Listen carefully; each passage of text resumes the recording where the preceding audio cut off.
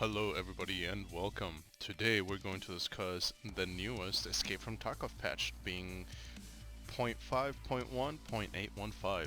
Now in it you will find there's been quite a few updates, the most important one being the spawn mechanism, so let's go ahead and take a look at that.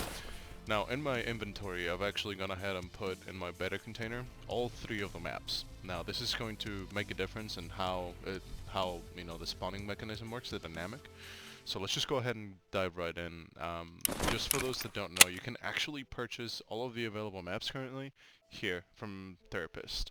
Now the actual woods map is not available, or rather shoreline map is not available because they've just redesigned shoreline is my assumption. This is not an official answer, that's just so far what I believe. So let's go ahead and dive right in. The PMC run, let's just assume we're going to do a PMC run. Now this is what it looks like if you do not have the map of the actual game. It's going to tell you no map, and you don't get to choose anything, and then you're moving right on to the actual the run. So here's what it looks like if you do have a map. So you get to choose your actual spawn location first. So the standard location being on the left, by the train tracks, by the customs building and everything, and the other location being boiler tanks. Now, when you choose one, it'll tell you what options you have to actually exfiltrate. Now, something interesting about the new exfil is how they've managed to make it identical or unique. Each exit is going to have a very unique set of requirements. So, for example, these in dorms up here, which right here, this dorms exit, I don't know what you need. I have not been able to actually exfiltrate through here. So I don't know if you need keys or where exactly it is or what you need. I know that they've introduced some type of limitation to either how many people you get to exfiltrate from a particular special location. Um, the ones that don't have question marks, just like this one, are just general exfils. So like the new location to spawn out being boiler tanks, it gives you all of these new spawn locations, or rather exfiltration locations. I've gone ahead and I've actually gone through most of these. I couldn't find Smuggler's Boat, I couldn't find the dorms, and I saw the roadblock, but I wasn't able to exfiltrate, so I don't know what requirements you need. But what I can tell you is that Crossroads and Trailer Park are easy to find. Crossroads is at the very end of the map. It's the corner, there's like a U-roll at the very end, and you can very clearly see a checkpoint there. Now, that is one of the biggest changes here, and the second change, is how this actually affects the gameplay. Because you're changing basically the direction that people are going to be running to and from. It makes it very interesting. I found myself running more uh, close to the actual main road when I spawn in boiler tanks.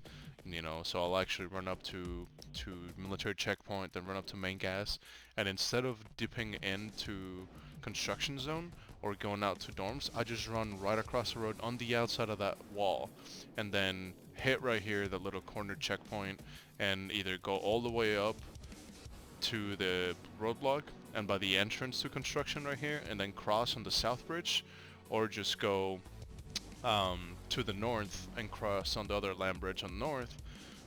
Again, I've been looking for Smuggler's Boat. I haven't found it. I don't know if I'm just straight up missing it, or if you need to be a certain level or something.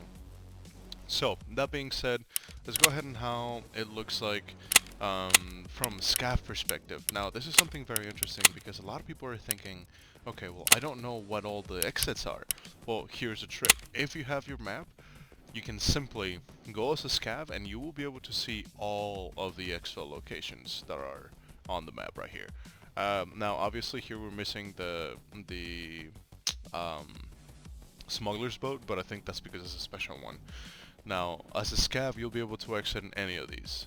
Any of these you can use. I've personally gone as a scav and used Shack, not Shack, Military Checkpoint, Administration Gate, and Factory Far Corner. Now, this one's different from the actual factory one, but you can still use it, and I used also a gas station, but at any rate, so if you don't know where your checkpoints are located, here is how you can look at them. That is a quick and easy way to go into all your maps that you want to see factory. Boom, you have all the exfil locations right there. So you want to go to woods, look at all the locations there. Boom, you have the entire map right here. So this is really useful to those that, you know, we don't necessarily want to go looking around. I personally enjoy looking around, and I try to identify by the name where it might be. But that being said, the other change, one of the other changes that was implemented was in the actual inventory system. It's really cool. It's the sizing of weapons, like the space they actually take, is more according to their actual equipment now. So for example, these with foldable stock you can fold and unfold.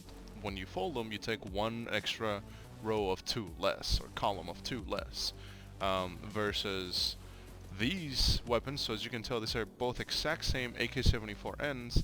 Because this one has a suppressor, it takes an extra row of two. So really cool to see how, you know, the sizing actually changes how much space something uses. This would normally take, you know, 4 by 2, but here it takes 5 by 2 because of the suppressor. So another change they've added is double clicking on the inventory to actually open a container's inventory. So before you used to have to right click and everything, but other items that are still non-containers, you still double click and you get the details on that. But anyway, that is all the changes that I have for you guys today. Anything else is still very new. You know, the changes are very recent, less than 2 days. So there's much more to come. I hope you guys enjoyed this. I hope you find it very useful. If there's anything you want to see, anything you have questions about, or just in general, you know, want to suggest on what you want to see, please make sure to drop me a comment. Let me know what you're interested on, and I'll be happy to do my best in providing that. I hope you guys have a great rest of your day.